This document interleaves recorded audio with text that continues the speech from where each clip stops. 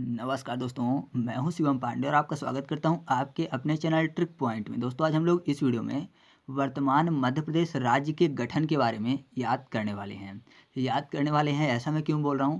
क्योंकि आपने कई बार वीडियो देखी होगी वर्तमान मध्य प्रदेश राज्य के गठन की, यानी मध्य प्रदेश के गठन की आपने वीडियो कई बार देखी होगी और बुक में भी कई बार आपने पढ़ा होगा। लेकिन क्या होता है कि यहाँ पर कुछ बहुत सारी ऐसी डेट मिल जाती हैं जिनको याद रखना ज़रूरी होता है, लेकिन वो हमको याद नहीं हो पाती। साथ ही साथ जैसे कि बाद में आता है कि भाग का, खा और गा, जिसमें बटा था मध्य प्रदेश गठन के टाइम पे, तो क्या होता है कि हम लोगों को ये भी नहीं याद हो पाता कि कौन सा वाला स्थान कौन से भाग में जाएगा। तो ये सब चीज़ों को आज हम लोग ट्रिक के माध्यम से याद करेंगे। और हाँ, अगर आप इस वीडियो को पूरा देख लेते हैं, मैं पूरी गारंटी के साथ कह सकता हूँ कि मेरी ही तरह आपको भी ये सब चीज़ें अच्छे से याद हो जाएंगी। कभी भी कोई भी पूछेगा, आप डेट के साथ उसको आसानी से बता दोगे, ठीक है। और लास्ट में मैंने एमसीक्यू टेस्ट भी इंक्लूड किया हुआ है, तो जब आप उसको सॉल्व करेंगे तो आपको पूरा भरोसा हो जाएगा कि हाँ, आज आपका एक टॉपिक पूरी तरह से कंप्लीट हो चुका है, ठीक है। तो देरी ना करते हुए चलिए शुरू करते हैं। तो अगर बात करें मध्य प्रदेश राज्य के गठन की, तो यह जो गठन की प्रक्रिया स्टार्ट होती है, यह होती है 11 दिसंबर सन 1853 से। ब्रिटिश शासन के दौरान 11 दिसंबर सन 1853 में अंग्रेजों द्वारा जो नागपुर था उसको अपने अधीन कर लिया गया था, जिस कारण से वर्तमान जो मध्य प्रदेश है उसका दक्षिण पूर्वी भाग जो था वह अंग्रेजों के कब्जे में चला गया था। यानी ऐसा समझिए कि जो अंग्रेज थे उन्होंने कब्जा क्या किया था, नागपुर को किया था, उस समय के नागपुर को। तो उसमें क्या होता था कि उस समय के नागपुर में मध्य प्रदेश का जो दक्षिणी पूर्वी हिस्सा होता था वह भी नागपुर में शामिल हुआ करता था। तो जिस कारण से मध्य प्रदेश का दक्षिणी पूर्वी हिस्सा भी उनके कब्जे में चला गया। उसके बाद क्या था कि जो ब्रिटिश सरकार थी उसने प्रशासनिक प्रभाग के लिए, यानी वहाँ पर एडमिनिस्ट्रेशन करने के लिए क्या किया कि उसको दो भागों में बांटने का फैसला किया। 2 नवंबर सन 1861 को सेंट्रल प्रोविंस एक भाग बना और 24 अक्टूबर सन 1936 को जो बरार प्रांत था उसका गठन किया गया। मतलब प्रशासन के लिए, जैसे कि जो प्रशासनिक काम है वह अच्छे से हो सकें, तो नागपुर में कब्जा करने के बाद उसको दो भागों में बांटने का फैसला लिया गया। तो 2 नवंबर सन 1861 को सेंट्रल प्रोविंस बनाया गया और 24 अक्टूबर सन 1936 को बरार प्रांत का गठन किया गया। तो अब हम लोग इनको याद कर लेते हैं। जो हमारे सामने 3 महत्वपूर्ण डेट आई हैं, तो इनको हम लोग याद करते हैं। तो सबसे पहले बात कर लेते हैं कि 11 दिसंबर सन 1853 की, क्योंकि इसी टाइम पे जो अंग्रेज थे उन्होंने नागपुर में कब्जा किया था, ठीक है। तो नागपुर में नाग शब्द लिखा हुआ है, नाग मतलब सांप की बात हो रही है। और आपको पता है कि जो सांप होते हैं वह डस लेते हैं, ठीक है। सांप के डसने के बाद क्या होता है कि व्यक्ति तड़पने लगते हैं। तो वैसे अंग्रेज भी थे, उन्होंने भारत में कब्जा किया और जो हम भारतीय थे उनको वह डसते थे, मतलब हानि पहुंचाते थे, या फिर ऐसा कहिए कि वह नाग की तरह डस के हमको तड़पाने की कोशिश करते थे। तो जो अंग्रेज थे वह एक एक करके आए, नाग की तरह डसते थे और हमको तड़पाते थे। तो तड़पाने से 53 हो गया, एक एक करके आए तो एक एक से 11, और डसने से दिसंबर हो जाएगा, ठीक है। और नाग से नागपुर। तो आपको समझ में आ गया होगा कि 11 दिसंबर सन 1853 में अंग्रेजों ने नागपुर में कब्जा किया, ठीक है। कैसे याद हुआ कि एक एक करके अंग्रेज आए, उन्होंने नाग की तरह हम भारतीयों को डसा, यानी हमारा खून चूसा और हमको तड़पाते थे। तो तड़पाने से 53, डसने से दिसंबर, एक एक से 11 और नाग से नागपुर। तो ये पहली डेट तो आपको याद हो गई। उसके बाद मैंने आपको बताया कि उन्होंने प्रशासनिक दृष्टि से, यानी प्रशासनिक काम के लिए उन्होंने क्या किया कि इसको दो भागों में बांटने का फैसला लिया। कौन सा? 2 नवंबर 1863 को सेंट्रल प्रोविंस और 24 अक्टूबर 1936 को बरार। तो यहाँ पर देखिए 1861 में एक शब्द लिखा हुआ है, एक टक। 61, एक टक। तो क्या होता है कि कोई व्यक्ति, अगर सेंट्रल की बात करें, क्योंकि यहाँ पर सेंट्रल प्रोविंस बना था सन 1861 में, तो यहाँ पर जब आपने देखा होगा कि जब शूटिंग होती है गन की, तो लोग कहाँ देखते हैं? एकदम सेंट्रल में देखते हैं। मतलब ऐसा कह सकते हैं कि गन को शूट करते टाइम व्यक्ति एक टक सेंट्रल में देखता है। तो एक टक से आपको 61 याद आ जाएगा, तो 61 से 1861, और सेंट्रल में देखते हैं यानी बीच में देखते हैं, तो सेंट्रल से हो जाएगा सेंट्रल प्रोविंस। तो आप ऐसे याद रखिएगा कि 1861 में सेंट्रल प्रोविंस बनाया गया। और बरार में बरना शब्द लिखा हुआ है, बर्न करना या फिर जलना, ठीक है। बरने का मतलब जलना भी होता है। तो अगर कोई भी बर्न हो जाएगा या फिर बर जाएगा, जल जाएगा, तो जाहिर सी बात है क्षति होगी, यानी नुकसान होगा। तो क्षति से आपको 36 याद आने वाला है, ठीक है। तो इस तरीके से आप याद कर सकते हैं कि सन 1861 में सेंट्रल प्रोविंस में बांट दिया गया नागपुर वाले हिस्से को, और 1936 में बरार में बांट दिया गया। याद हो गया ना आपको? पहली डेट क्या याद हुई? 11 दिसंबर 1853, जब अंग्रेज ने नागपुर में कब्जा किया। उसके बाद प्रशासनिक दृष्टि से क्या किया कि इन्होंने दो भागों में बांटने का फैसला लिया। तो 1861 में बांटा, एक टक देखते हैं सेंट्रल में, तो 61 में बांटा कौन से वाले को? सेंट्रल प्रोविंस को। और 1936 यानी कि बरार वाला, क्योंकि बरने से क्या होता है? क्षति होती है, तो 1936 में बरार को अलग कर दिया गया, ठीक है। ठीक है। और आपको पता है कि जो महाराष्ट्र है, तो महाराष्ट्र कहाँ पड़ता है? मध्य प्रदेश के दक्षिण में पड़ता है। और आपको ये भी पता है कि नागपुर महाराष्ट्र में पड़ता है, जिस कारण से मध्य प्रदेश का पूर्वी और दक्षिणी जो हिस्सा था तो कहाँ चला गया? अंग्रेजों के कब्जे में चला गया, ठीक है। तो चलिए अब हम लोग आगे बात करते हैं। इतनी चीज़ें तो आपको याद हो गई, 3 डेट 1853, 61 और 36। अब इसके बाद क्या होता है कि जैसे ही प्रशासनिक दृष्टि से जो अंग्रेज थे, इन्होंने 2 भागों में किया, कौन सा? सेंट्रल प्रोविंस और बरार में। तो स्वतंत्रता के पहले मध्य प्रदेश जो था वह central India agency, central province एवं बरार में विभाजित था, जिनका जो प्रशासनिक केंद्र था वो नागपुर था। मैंने आपको बताया कि नागपुर में कब्जा किया था कब? 1853 में, नहीं 11 दिसंबर 1853 में, ठीक है। और इसके अतिरिक्त जो भोपाल था वह एक स्वतंत्र राज्य था। और जैसे ही वर्ष 1947 में स्वतंत्रता की प्राप्ति हुई, उसके पश्चात जो मध्य प्रदेश था उसमें सेंट्रल प्रोविंस, बरार, मध्य भारत, विंध्य भारत और भोपाल राज्य को का, खा, गा राज्यों में विभक्त किया गया। तो इसके बाद हम लोगों के लिए सबसे महत्वपूर्ण यही हो जाता है जानना कि भाग का में कौन कौन से शामिल थे, भाग खा में कौन कौन से शामिल थे और भाग गा में कौन कौन से शामिल थे, ठीक है। तो ये चीज़ हम लोग ट्रिक के माध्यम से याद करेंगे। सबसे पहले आपको ये समझना है कि भाग का है, का सबसे ऊपर रहेगा, खा बीच में रहेगा और जो गा है सबसे नीचे रहेगा, ठीक है। का ऊपर, खा बीच में और गा सबसे नीचे। तो का में कौन कौन से शामिल थे? तो सेंट्रल प्रोविंस शामिल था, बरार था, महाकौशल और छत्तीसगढ़ शामिल था। याद करने हैं तो प्रोविंस में विंग्स शब्द लिखा हुआ है। विंग्स मतलब क्या होता है? पंख होता है। और जिसके पास पंख होगा तो जाहिर सी बात है ऊपर उड़ेगा। तो सबसे ऊपर का है, तो का में सेंट्रल प्रोविंस शामिल हो गया। फिर इसके बाद बरार और छत्तीसगढ़, ठीक है। तो छत्तीसगढ़ में छत्तीस शब्द लिखा हुआ है। बरार मतलब आग क्या होती है? जलती है, तो उसको बोलते हैं ना कि बर भी रहा है, तो बरना या फिर बर्न, बर्न मतलब भी जलना ही होते हैं। तो जो चीज़ों का नुकसान होगा तो इंसान सबसे पहले उनको ही बचाने की कोशिश करते हैं, है ना। मतलब ऐसा समझिए किसी भी चीज़ की क्षति हो रही है, कोई बर्न होने वाला है, कोई जलने वाला है, तो सबसे पहले उनको ही बचाएंगे। तो सबसे पहले बचाएंगे तो सबसे पहले नंबर पे भी बरार और छत्तीसगढ़ आएंगे, ठीक है।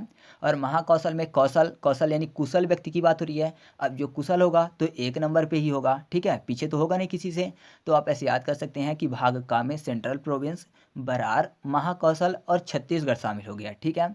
और मैं आपको बता दूं कि संयुक्त रूप से अगर इसकी राजधानी की बात करें तो वह नागपुर रखी गई थी। सभी की राजधानी भी याद करेंगे लेकिन लास्ट में, तो अभी इसको छोड़ देते हैं। तो इसके बाद क्या हुआ कि प्रशासनिक दृष्टि से यह 5 संभागों में विभक्त हो गया, जिसमें 22 जिले थे। और इसके मुख्यमंत्री बनाए गए थे पंडित रविशंकर शुक्ल और गवर्नर बनाए गए थे राघवेंद्र राय। एक साथ ही आपको एक चीज़ और याद रखना है कि तत्कालीन सेंट्रल प्रोविंस की एकमात्र रियासत मकड़ाई, जो कि हरदा में है, वह वर्तमान मध्य प्रदेश में सम्मिलित है। यानी ऐसा समझिए कि मकड़ाई सेंट्रल प्रोविंस का उस टाइम का एकमात्र रियासत है जो मध्य प्रदेश में शामिल है। वैसे कुल 14 सेंट्रल प्रोविंस और बरार की रियासतें थी जो कि उस टाइम पे शामिल की गई थी, लेकिन वर्तमान में एक ही है, मकड़ाई, ठीक है। अभी जो रियासतें हैं वो आप बुक से भी पढ़ सकते हैं, एग्जाम में नहीं पूछा जाता इसलिए मैं उनको शामिल नहीं करूँगा। तो अब हम लोग बात कर लेते हैं भाग खा की, कि भाग खा राज्य में कौन कौन से शामिल थे। तो मैं आपको बता दूं कि भाग खा में एकमात्र स्थान शामिल था, वह था मध्य भारत, ठीक है। भाग खा में केवल मध्य भारत ही शामिल था। इसको एक अलग नाम से भी जाना जाता है, मालवा यूनियन के नाम से, ठीक है। या तो मध्य भारत बोल सकते हैं या फिर मालवा यूनियन बोल सकते हैं। तो मैंने आपको बताया था कि भाग का सबसे ऊपर रहेगा, खा जो है वह बीच में रहेगा और गा सबसे नीचे रहेगा। तो खा बीच में रहेगा यानी मध्य में रहेगा। तो खा के अंतर्गत कौन सा शामिल किया था? मध्य से मध्य भारत को शामिल किया गया था, ठीक है। तो ये चीज़ आपको कंफर्म हो गई। भाग का में कौन कौन से थे? सेंट्रल प्रोविंस, बरार, महाकौशल और छत्तीसगढ़। और भाग खा में कौन कौन है? तो वह है केवल और केवल मध्य भारत। और मैं आपको बता दूं कि जो मध्य भारत था इसको मालवा यूनियन के नाम से जाना जाता है। और इसकी जो शीतकालीन राजधानी थी वह ग्वालियर थी और ग्रीष्मकालीन राजधानी इंदौर थी। यहाँ पर मुख्य रूप से अगर राजधानी की बात केवल एक ही की जाती है तो वह ग्वालियर आपको टिक करना रहेगा, ठीक है।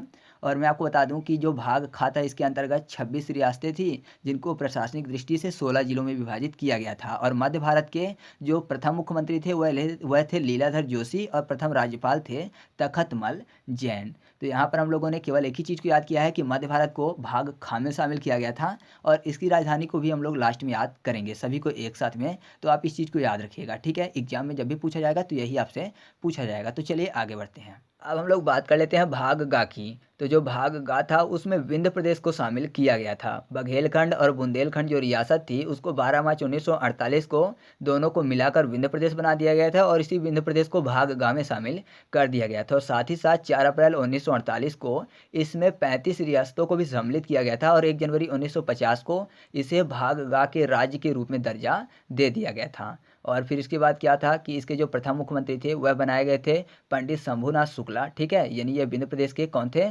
प्रथम मुख्यमंत्री नियुक्त किए गए थे। और मैं आपको बता दूं कि बाद में जो भोपाल था उसको 1 जून 1949 को वहाँ के जो नवाब थे उस समय के नवाब हमीद उल्ला खां, उन्होंने भाग गांव में भोपाल को भी शामिल कर दिया था। तो कुल मिला के विंध्य प्रदेश और भोपाल की बात कर लेते हैं कि यही दोनों भाग गांव में शामिल किए गए थे। तो विंध्य प्रदेश में एक शब्द लिखा हुआ है विन ध्येय, मतलब बिना लक्ष्य के।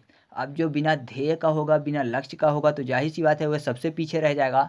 और मैंने आपको बताया का सबसे ऊपर, जो खा था वह बीच में, और जो गा था सबसे नीचे। तो बिना ध्येय का है तो गा में आएगा, ठीक है, सबसे पीछे रहेगा। और भोपाल को याद करने के लिए कर लेते हैं गोपाल, तो गोपाल में गा शब्द आपको मिल जाएगा, तो आपको ऐसे समझ में आ जाएगा कि यह भाग गा में शामिल था, ठीक है। और मैं आपको बता दूं कि अगर बात करें कि भाग गा की राजधानी क्या थी, तो भाग गा की राजधानी रखी गई थी रीवा, ठीक है। तो इस तरह से हम लोगों ने याद किया कि भाग गा में किसको शामिल किया गया था, तो वह किया गया था विंध्य प्रदेश को और साथ ही साथ भोपाल को। अगर बात करें कि भाग खा में किसको शामिल किया गया था, तो वह किया गया था मध्य भारत को। और भाग का में किसको शामिल किया गया था, तो किया गया था सेंट्रल प्रोविंस, बरार महाकौशल और छत्तीसगढ़ को, ठीक है। तो ये चीज़ें भी हमको याद हो गई। अब हम लोग बात कर लेते हैं कि तीनों की राजधानी क्या थी, कभी कभी पूछी जाती है। तो मैं एक साइड में लिख देता हूँ भाग का की राजधानी, खा की राजधानी और गा की राजधानी। तो का की राजधानी क्या थी, मैंने आपको बताया कि का की राजधानी थी उस टाइम पे नागपुर। खा की राजधानी क्या थी, तो वह थी एक तो ग्वालियर और दूसरी इंदौर, और जो गा की राजधानी थी वह रीवा थी। तो का को याद करने के लिए मैंने आपको बताया कि का सबसे ऊपर रहेगा, और नागपुर में जो नाग है ना, वो नाग अगर ऐसे ऊपर अपना सिर कर लेता है, फन कर लेता है, तो एकदम ऊपर ही दिखता है, दूसरों से ऊपर दिखेगा। क्यों? क्योंकि अपना जो फन है ऊपर करके रखता है नाग, ठीक है, तो ऊपर करके रखता है नाग, तो ऊपर में का आएगा। तो आप याद रखिएगा कि नागपुर जो थी वह का की राजधानी थी। खा की दो राजधानियाँ थीं, ग्वालियर और इंदौर। तो ग्वालियर में एक शब्द लिखा हुआ है गोलियाँ। तो आपको पता है गोलियाँ जो गंध है उसके मध्य से चलती हैं, बीच में रहती हैं, ठीक है, वहीं से ट्रिगर दबा तो गोलियाँ बाहर निकल जाती हैं, ठीक है, नली के बीचों बीच से निकलती हैं। तो मैंने आपको बताया जो खा है बीच में रहेगा, का के बाद खा रहेगा और गा रहेगा, तो का और गा के बीच में खा रहेगा। तो याद रखिएगा ग्वालियर जो है खा की राजधानी है। और इंदौर में शब्द लिखा हुआ है इन डोर, मतलब दरवाजे के अंदर। अब दरवाजे के अंदर है मतलब घर के बीचों बीच है, ठीक है, घर के चार दीवारी के अंदर है, यानी मध्य में है। तो मध्य में कौन सा आएगा, खा आएगा। तो ऐसे याद रखिएगा कि मध्य भारत या फिर भाग खा में, या कि भाग खा राज्य की राजधानी क्या थी, तो वह थी इंदौर और ग्वालियर। अब लास्ट बचता है भाग गा। तो मैंने आपको बताया कि उसमें विंध्य भारत आता है, ठीक है, यानी बिना ध्येय का। अब कोई बिना ध्येय का होगा तो जाहिर सी बात है कि लास्ट में वह रोता ही रह जाएगा। तो रोवेगा अगर बिना ध्येय का है, तो रोवा से आपको याद आ जाएगा रीवा, ठीक है, रोवा रीवा।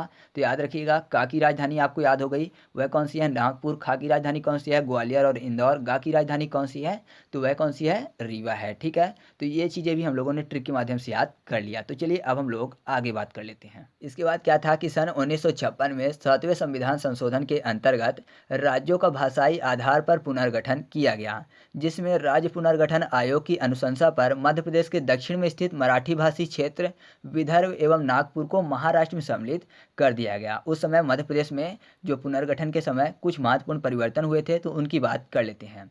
तो उस समय मध्य प्रांत के अंतर्गत हिंदी भाषी जो क्षेत्र था उसको मध्य प्रदेश के अंतर्गत रखा गया, परंतु महाकौशल के अकोला, अमरावती, बुल्ढाना, यवतमाल, वर्धा, नागपुर, चांदा और भंडारा क्षेत्र को महाराष्ट्र में सम्मिलित कर दिया गया, ठीक है। और साथ ही साथ मध्य भारत में विनिमय के अंतर्गत कोटा जिले की तहसील सिरौजा को विदिशा तथा मंदसौर जिले की तहसील भानपुर के सुनैल टप्पा को राजस्थान के कोटा जिले में सम्मिलित कर दिया गया, ठीक है। ये परिवर्तन हुआ। और जो भाग गा था, यानी विंध्य प्रदेश तथा भोपाल अर्थात भाग गा की जो बात हो रही है, उसको मध्य प्रदेश में यथावत ही रखा गया था। तो ये परिवर्तन किए गए थे। और सन 1956 में मध्य प्रदेश के गठन के समय अगर बात करें कि मध्य प्रदेश में कितने जिले और कितने संभाग थे, तो उस समय 8 संभाग और 43 जिले थे, ठीक है। और उसके बाद आपको पता ही है कि मध्य प्रदेश को राजनीतिक सीमाओं के अंतर्गत अंतिम निर्धारण या फिर पुनर्गठन की बात करें तो 1 नवंबर सन 2000 में की गई थी, जब मध्य प्रदेश के छत्तीसगढ़ को अलग किया गया था। यानी मध्य प्रदेश के दक्षिण पूर्वी भाग के 3 संभागों एवं 16 जिलों को पृथक करके छत्तीसगढ़ नामक एक राज्य बना दिया गया था। तो उसी समय मध्य प्रदेश का अंतिम पुनर्गठन किया गया था। तो इस तरह से सभी चीज़ें कंप्लीट हो गई। आप चाहें तो इसका PDF डाउनलोड कर सकते हैं हमारे टेलीग्राम ग्रुप से, ठीक है। तो चलिए अब हम लोग MCQ टेस्ट की तरफ चलते हैं। मैं आपसे कुछ क्वेश्चन करूंगा और उन क्वेश्चन के आंसर आपको कमेंट करके भी बताने हैं। तो चलिए शुरू करते हैं। तो पहला क्वेश्चन आपके सामने है कि अंग्रेजों द्वारा नागपुर में कब अधिकार किया गया था। तो इसका क्वेश्चन आपको कमेंट करके बताना है। क्वेश्चन के आंसर मैं नहीं बताऊंगा बल्कि आप बताएंगे। मैंने आपको पढ़ा दिया है, अब देखना यह है कि आपको कितना याद होता है। ठीक है, तो अगला क्वेश्चन आपके सामने है कि बरार प्रांत का गठन कब किया गया था।